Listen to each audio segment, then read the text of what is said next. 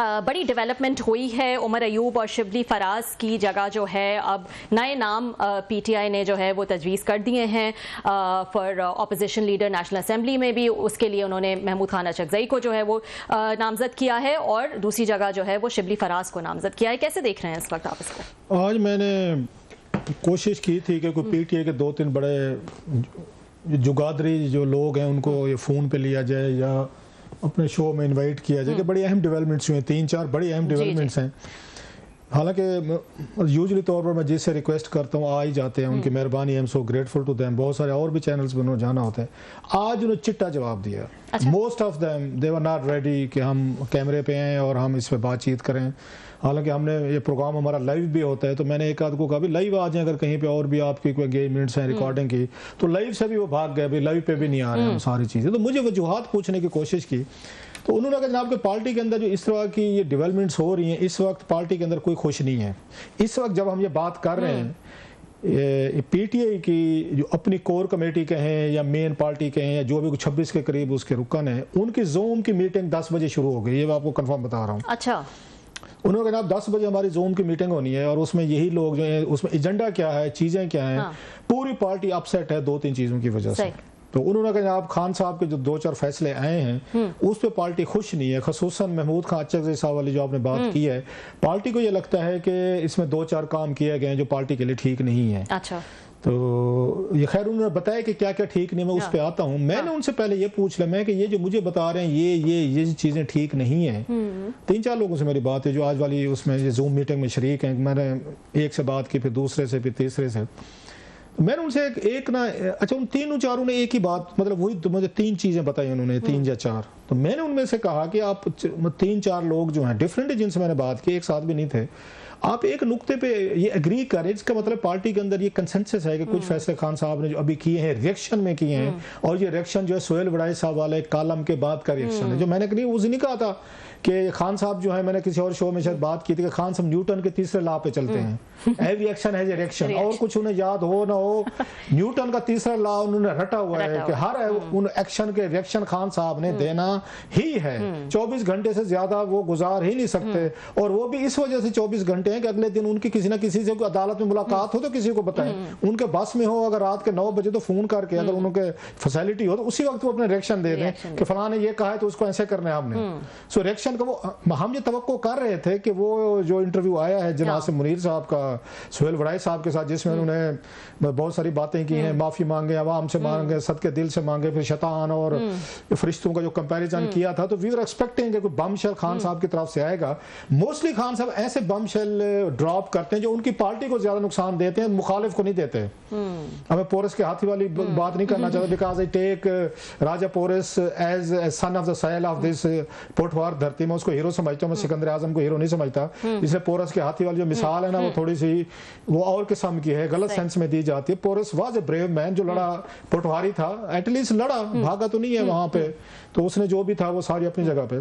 खैर एनीवे, खान साहब जो भी फैसला करते हैं उसका फायदा उनको नहीं होता। जैसे उन्होंने अब महमूद खान अचकज़ई साहब को लॉन्च किया है, ये टोटल रिएक्शन है जनाब से मुनीर साहब के इंटरव्यू का, मुझे कोई डाउट नहीं है इसमें। अच्छा, खान साहब को रीडिंग हिम सिंस लॉन्ग, जब से पॉलिटिक्स में, मतलब मैंने रिपोर्टिंग शुरू की थी 2002 से, उस वक्त से मैं खान साहब को फॉलो कर रहा हूँ। जब नेशनल असेंबली में आए थे, थोड़ा सा रीड कर, वो बंदा रीडिंग ही आप पे आ जाते ना किसी भी आप फील्ड की। खान साहब की रिएक्शन है, और उस रिएक्शन को वो काउंटर किए बगैर कि मेरी पार्टी के अंदर इसका क्या, इसका इम्पैक्ट जाएगा। मेरे जो मेन लोग हैं जिन्होंने मेरे लिए अपनी तकरीबन जाने उन्होंने कुर्बान कर दिए, इस वक्त वो मुश्किल में है, लाइक उमर अयूब खान। और ये फैसला हुआ था या शिबली फराज या वहां पे ये अहमद खान बच्चर साहब, ये सारे वो लोग हैं जिन्होंने अपनी तकरीबन दे पुट देयर लाइव्स या मतलब इन डेंजर, वो कहते थे पुट देयर नेक एट मतलब गैलोज, आपके लिए खड़े हुए, घरों पे छापे हुए, गिरफ्तारियां हुई। उमर अयूब ने तो बहुत कुछ फेस किया, टॉर्चर भी हुआ उन पे, उनकी फैमिली पे, उनके बच्चों पे, उनको बच्चों को किया गया, वालिद के जनाजे पे पुलिस पहुंच गई थी, घर पे छापे, मुलाजमों पे छापे, मफरूर रहे बेचारे अभी भी।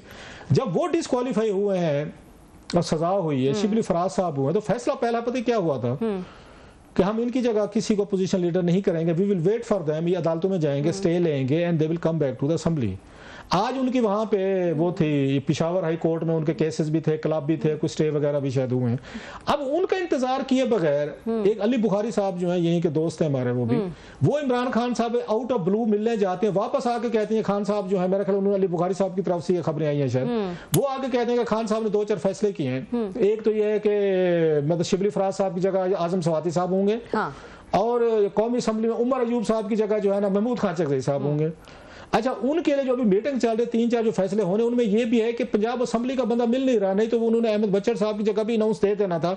उनको कहा गया है कि 5 नाम हमें ढूंढ के दें पंजाब असेंबली में से, उनसे एक खान साहब वो करेंगे, और 5 में से किसी का होगा ना, देखेंगे नाम शाम का, वो ऐन गैन फे काफ क्यू भी चलता है ना, वो भी हिसाब किताब आपको पता है, वो भी बाज़ वक्त देखना पड़ता है इन तमाम चीजों का। सो वो 5 नाम कहा गया कि भाई साहब आप पंजाब असेंबली से ढूंढे और खान साहब तक वो पहुंचाने, हमने उसका भी ढूंढना है।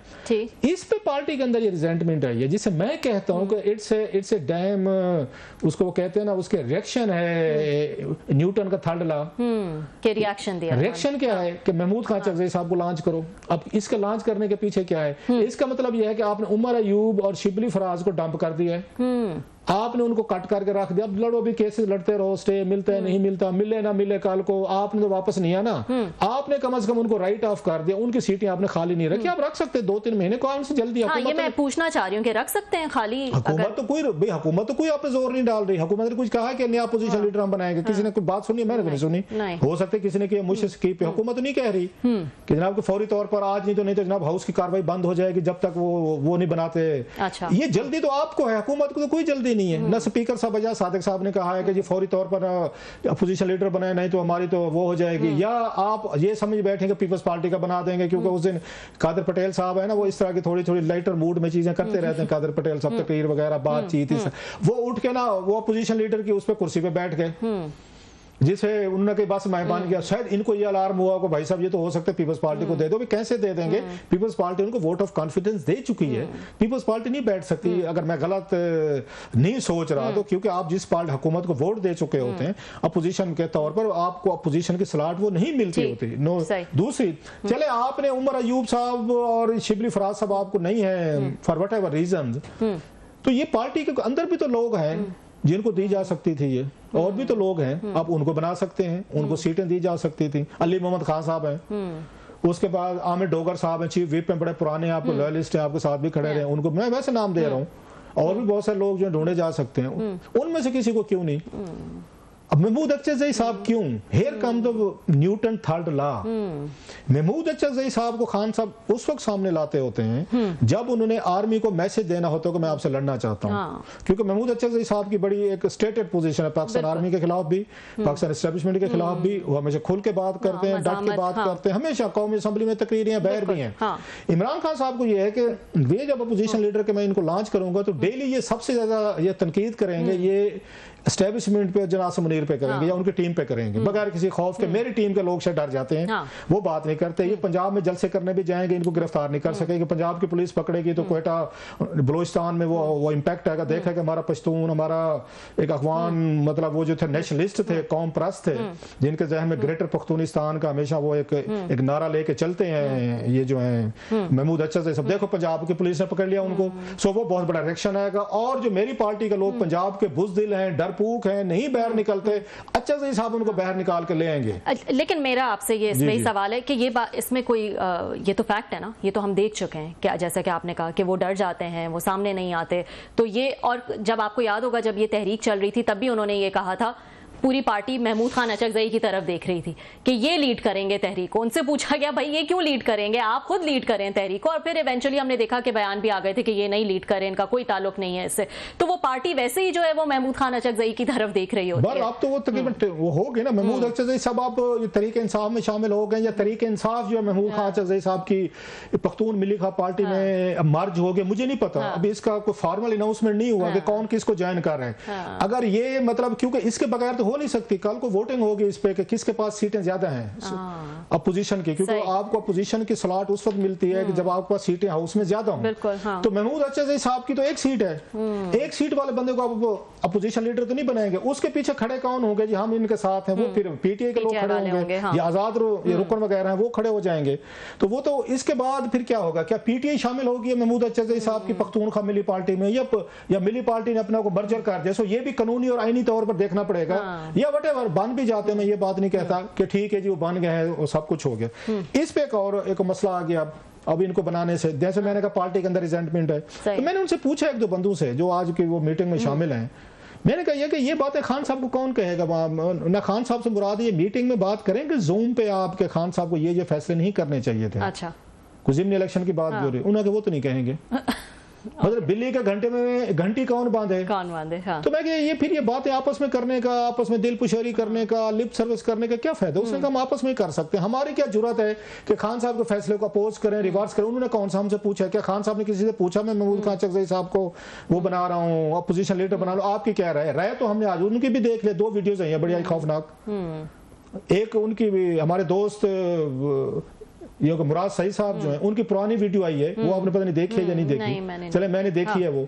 उसमें वो जो महमूद खान चकज़ई साहब पे जो 4 शीट उन्होंने पढ़ी है वो कुछ उसके पॉइंट्स आपको बता दे। तो एक वो है, वो बमशेल है।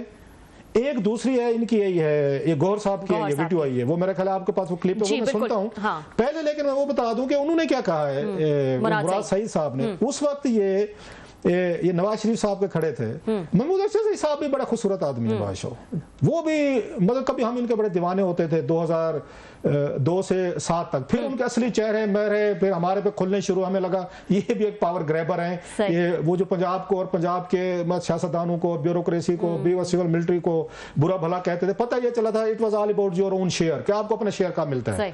ये सारी लड़ाई उस वक्त तक होती है जब तक आपको हिस्सा बकत है जुस्सा नहीं मिल सकता। सारा रेवोल्यूशन पख्तून नेशनलिज्म निकल गया था जब अकॉर्डिंग टू ये मुराद सईद, मैं नहीं कह रहा, मेरी छोटी सी गर्दन है, मैं उनकी बता रहा हूँ। उन्होंने जनाब ये वो है महमूद खान चकज़ई साहब ने कहा था अपनी तकरीर में इमरान खान साहब के दौर में जब वो उस हुकूमत थी कि पख्तून जो है ना ये फला फला होंगे अगर ये नवाज शरीफ को सपोर्ट नहीं करेंगे। अब मैं वो लफ्ज टीवी पे कहने की जरूरत नहीं कर सकता, खुद देख लें, बड़ा बुरा लफ्ज कहा था अगर नवाज शरीफ को सपोर्ट नहीं करेंगे। ये महमूद खान चकज़ई ने पठानों को कहा था, पश्तूनों को, कि अगर आप नवाज शरीफ को सपोर्ट नहीं करेंगे तुम फला फला होगे। सही, वो उसने ये बात कही है, उसने मुराद सईद ने अपने क्लिप में, कि जनाब ये कह रहा है कि पख्तून जो है अगर उसको सपोर्ट, उस वक्त वो पख्तून किसको सपोर्ट कर रहे थे? इमरान खान को कर रहे थे। सो मुराद सईद ने वो बात की कि ये कैसा पख्तून है कि जनाब जो पख्तूनों को गाली दे रहा है, नवाज शरीफ को नहीं करोगे तो गाली खाओगे, नंबर 1। दूसरा उसने कहा ये तो वो है, ये मैं नहीं कह रहा, वो कह रहे हैं, हमारे दोस्त कह रहे हैं ये मुराद सईद, कि जो पाकिस्तान और अफगानिस्तान के दरमियान जो सरहद है उसको तस्लीम नहीं करता ये बंदा। ये उनके अल्फाज हैं। जो पाकिस्तान के आइन के तहत हलफ आप लेते हैं, पार्लियामेंट में आते हैं, आप फिर 2 काम करें आप, लेकिन पाकिस्तान की सरहदों को नहीं मानते। महमूद खान चकज़ई साहब नहीं मानते, वो ड्यूरल लैंड को नहीं मानते। वो कहते अफगानिस्तान और ये ट्राइबल एरिया या सारा ये पख्तून एरिया सारा वो कहते एक ही है कि वो अफगानों की हुकूमत थी, यहाँ पे रियासत थी उनकी, लिहाजा वो तो ग्रेटर पख्तूनिस्तान पे बिलीव करते हैं। वो तो कहते हैं ड्यूरल लैंड जो है अंग्रेजों ने इसको हमें तकसीम किया था, हम तो मानते नहीं इसको। सो लिहाजा वो कहते हैं जो बंदा ड्यूरल लैंड को अफगानिस्तान और पाकिस्तान की बॉर्डर नहीं मानता, जो काबुल की लाइन है, काबुल नहीं मानता इस सरहद को, ये मैं आपको नौजवान नस्ल को बता दूं, जो काबुल इस ड्यूरल लैंड को नहीं मानता। काबुल अपनी हुकूमत यहाँ तक अटक तक और यहाँ तक या पूरा हयाताबाद पिशावर सके हमारा ये था, हमारी डोमेन थी, और अंग्रेजों ने हमें डिवाइड कर दिया था। जैसे हम कहते हैं कि पाकिस्तान और इंडिया डिवाइड हुए थे, ऐसे वो कहते हैं, वो नहीं मानते। सो महमूद अरशद साहब जो है काबुल हुकूमत को हमेशा उनके स्टांस के साथ खड़े होते हैं। सो वो ये सवाल उठा रहे थे कि जो बंदा पाकिस्तान की सरहदें नहीं मानता हम उसको कैसे मान लें? नंबर 2। नंबर 3 उन्होंने कहा जनाब ये बड़े आइडियल बनते थे, रेवोल्यूशनरी बनते थे महमूद खान चकज़ई साहब के, बड़े इनको पावर नहीं चाहिए, इक़्तिदार नहीं चाहिए। इनकी नवाज शरीफ ने डील करवाई थी 2013 में मरी में या रेमंड में हुई थी, उसके साथ 2.5 साल का इन्होंने मुआहदा किया था कि 2.5 साल के लिए अब्दुल मालिक बलोच वज़ीर आला बनेगा, 2.5 साल के लिए ये ज़हरी साहब वज़ीर आला बनेंगे, ये मतलब 2.5 साल ये लेंगे। उस डील में से महमूद खान चकज़ई साहब ने अपने भाई को गवर्नर बनवा लिया था। ये फिर मैं कह रहा हूँ ये मुराद सईद साहब कह रहे हैं। और अपने घर की उन्होंने कहा, मैं तो इज्जत से नाम मैं कहूँगा, अपने घर की खवातीन को इन्होंने एमपी बनवा लिया ये खसूसी सीटों पे। उन्होंने कहा ये आपकी रेवोल्यूशन थी। इमरान खान साहब जो दुपट्टा पहन के इनका मजाक उड़ाते थे। हाँ, ऐसे तो सवाल ये है कि जिस बंदे को आप ये कहते थे कि पाकिस्तान की सरहदों पे बिलीव नहीं करते। वैसे तो महमूद अचकज़ई साहब को 2 काम करने, या तो आइन पे हलफ ना लेते, आइन के तहत पाकिस्तान के बॉर्डर गलत हैं, सही हैं, you have to accept it. ले लिया हलफ तो फिर बॉर्डर माने, बॉर्डर नहीं मानते तो फिर असेंबली में ना रहे कि हम तो मानते नहीं। बहुत सारे लोग नहीं आते असेंबली में, नहीं इलेक्शन लड़े कि हम नहीं मानते। वो नेशनलिस्ट थे, जैसे तैसे भी थे, बलोच हैं, अभी हम देख रहे हैं, लड़ रहे हैं, भिड़ रहे हैं, जो भी नहीं है वो नहीं मानते हम चीजों को। सो जनाब आज उनको लगाना, लेकर आना उसी महमूद अचकज़ई साहब को, आयरनी है, आयरनी नहीं है, ये न्यूटन का तीसरा लॉ है। रिएक्शन है आयरनी कि खान साहब को गुस्सा आया है कि अब मैं जनरल आसिम मुनीर साहब के अगेंस्ट महमूद खान अचकज़ई साहब को कौमी असेंबली में लॉन्च करूंगा, वो इनको सबक सिखाएंगे, वो तकरीरें करेंगे, मैं देखूंगा कि पंजाब में अचकज़ई साहब को कौन गिरफ्तार करता है, करके दिखाएं, फिर पंजाब और बलोचिस्तान की लड़ाई होगी, इस पे ये फड्डा होगा। तो खान साहब ने मास्टर स्ट्रोक तो खोला है, ये खेल है, जैसे उनके हामी कहते हैं ना कि खान साहब बहुत बड़ी लंबी गेम डाल के वहां पे बैठे हुए हैं। ये भी गेम कैसा है, ये बड़ी उसमें लंबी गेम है। अब पीटीआई वाले भी इसको डाइजेस्ट नहीं कर पा रहे हो। भाई साहब हमारे अंदर एक बंदा भी काबिल नहीं है जिसको हम वो बनाए। दूसरी तरफ आपने उमर अयूब को वो कर दिया है, उसको डिसोन कर दिया। मेरे आप पास टाइम नहीं है, ब्रेक लेना है। नहीं तो जो आज उन्होंने गौहर अयूब साहब ने सॉरी बैरिस्टर गौहर साहब ने जो गुफ्तगू की है, तो मुझे तो उसके बाद तो वो अगर आपको उस पे कमेंट करना है तो वो भी हम कर सकते हैं, वो हम कर सकते हैं उसको, लेकिन वो सुनना जरूरी है। काम पहले आप सुनाएंगे तो लगता है कि केपीके में से कोई आवाजें उठना शुरू हो गई हैं और ये पीटीआई के लिए कोई बड़ा बयान आया और सुनने में आया है कि पीटीआई वाले जो इसकी वजाहतें करते फिर रहे हैं कि ये हमारा बयान नहीं है, ये हमारी पॉलिसी नहीं है। ये पख्तून एमएलए जो है ना हमारे, मुझे कोई थोड़े से वो अपसेट लग रहे